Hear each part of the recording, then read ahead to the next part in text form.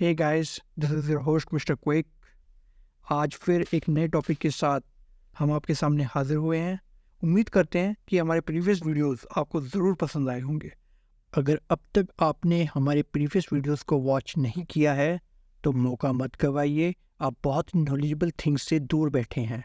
जाइए, लाइक कीजिए, सब्सक्राइब कीजिए और अपनी कीमती राय का इजहार कमेंट बॉक्स में ज़रूर कीजिए। सो गाइस, आज जो टॉपिक हम आपके सामने लेकर हाजिर हुए हैं वो एक्स्ट्रा टेरेस्ट्रियल लाइफ को लेकर है, यानी कि एलियंस को लेकर, जिसे हर कोई लेकर बहुत क्यूरियस है। गाइस, आए दिन आपको एलियन से रिलेटेड न्यूज़ या यूएफओ से related news social media platforms के ज़रिए या किसी भी सोर्स के ज़रिए मिल ही जाती होगी।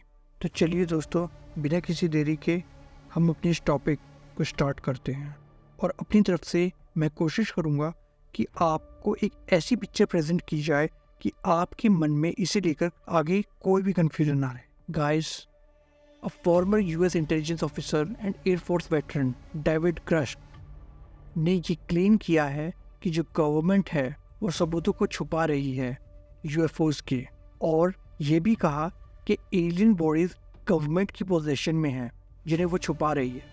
हालांकि US department of defence has denied this claims. David Crush, जो कि प्रीवियसली नेशनल रिकॉनेसेंस ऑफिस में एम्प्लॉयड थे as a representative of unidentified anomalous phenomena task force at the department of defence, जिन्हें ये टास्क दिया गया था कि वो यूएफओस को आइडेंटिफाई करें।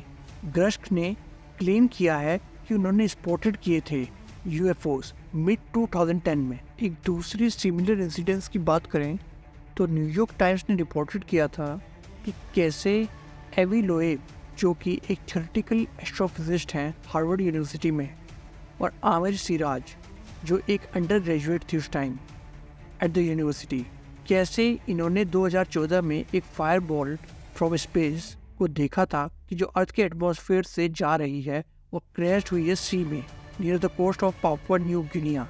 लोएब ने तब एक एक्सपीडिशन लेड किया था जिससे कि वो रिट्रीव कर सके फ्रैगमेंट्स को फायरबॉल के, और उन्होंने बाद में वक्तव्य जारी किया कि even as many in the scientific community remained unconvinced that he might have found evidence of extraterrestrial life.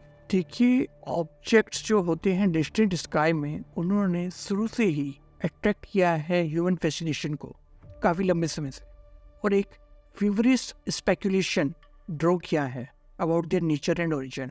लेकिन ये मॉडर्न डे साइटिंग्स जो यूएफओज हैं, ये कैसे आई? सो बेसिकली यूएफओज होते क्या हैं?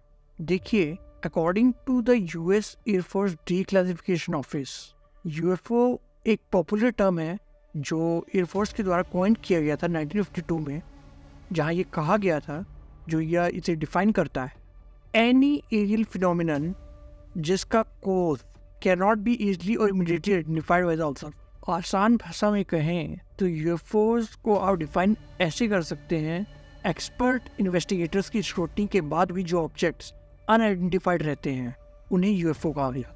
हालांकि यूएस एक लौता कंट्री नहीं है जहाँ पे यूएफओ साइट किए गए हैं, और भी बहुत सी जगहों पर टाइम पे यूएफओ साइटिंग्स देखी गई हैं। An example of the governments involvement in such activities is project blue book. Time magazine ने 40 साल पहले इस पर रिपोर्ट भी जारी की थी।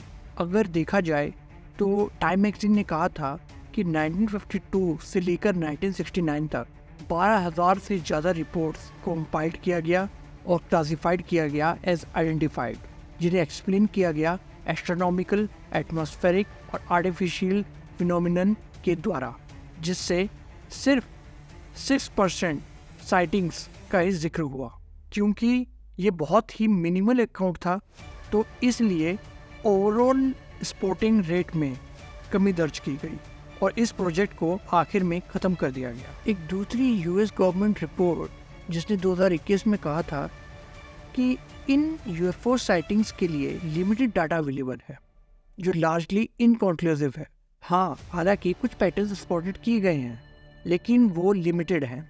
दे are simply unidentified and could range from, वो बर्ड्स हो सकती हैं, बैलून्स हो सकते हैं, ड्रोन लाइक ऑब्जेक्ट्स हो सकते हैं, या नेचुरल एटमॉस्फेरिक फिनोमिना हो सकता है आइस क्रिस्टल्स और मॉइस्चर के रूप में, और even foreign adversary system, the report noted. कभी कभी इन यूएफओ साइटिंग्स के लिए एक term which is known as flying saucer इस्तेमाल किया जाता है। It comes from the first known such sighting in modern times. 1947 में एक अमेरिकन बिजनेसमैन और एविएशन एंथुजियास्ट केनेथ अर्नोल्ड ने क्लेम किया कि उन्होंने 9 हाई स्पीड ऑब्जेक्ट्स का ग्रुप देखा है जो एक वी फॉर्मेशन में है नियर माउंट रेनियर इन वॉशिंगटन, जब वो अपना स्मॉल प्लेन उड़ा रहे थे। अभी थोड़े समय पहले ही एक न्यूज़ आई थी एलियन बॉडीज़ को लेकर। एलियन हंटर्स ने फिर से प्रेजेंटेड की थी मूविफाइड एलियन बॉडीज मैक्सिको की कांग्रेस में, जहां उन्होंने क्लेम किया था, नए एविडेंस दिए थे जो ये ऑथेंटिकेट करते थे कि एलियंस का ओरिजिन है। During the session UFO enthusiast and journalist Jaime Maussan ने इंट्रोड्यूस किया सेवरल डॉक्टर्स को, जिन्होंने ये क्लेम किया कि ये जो कॉर्पेस हैं, एलियन कॉर्पेस, ये पहले कभी जिंदा थी। Some experts claimed to have examined similar specimens over a period of 4 years, जहाँ पर उन्होंने प्रेजेंट किए फोटोग्राफ्स एंड एक्सरेज अपने क्लेम्स को सपोर्ट करने के लिए। According to the researchers, these images prove the authenticity of the bodies, which also contain hybrid DNA. Despite James Morsan's confidence in the claims, many experts ने इस presentation को dismiss कर दिया और कहा कि ये एक पब्लिसिटी स्टंट है, जहाँ पर उन्होंने साइट किया previous studies that determined similar remains, जहाँ पे क्राफ्टेड किया गया था ह्यूमन बोन्स को एनिमल्स में से। इन रिस्पॉन्स रिसर्चर्स ने सजेस्ट किया कि ये जो फिगर्स हैं ये मैनमेड हैं और ये किसी एंशिएंट एलियंस का रिमेन्स नहीं है।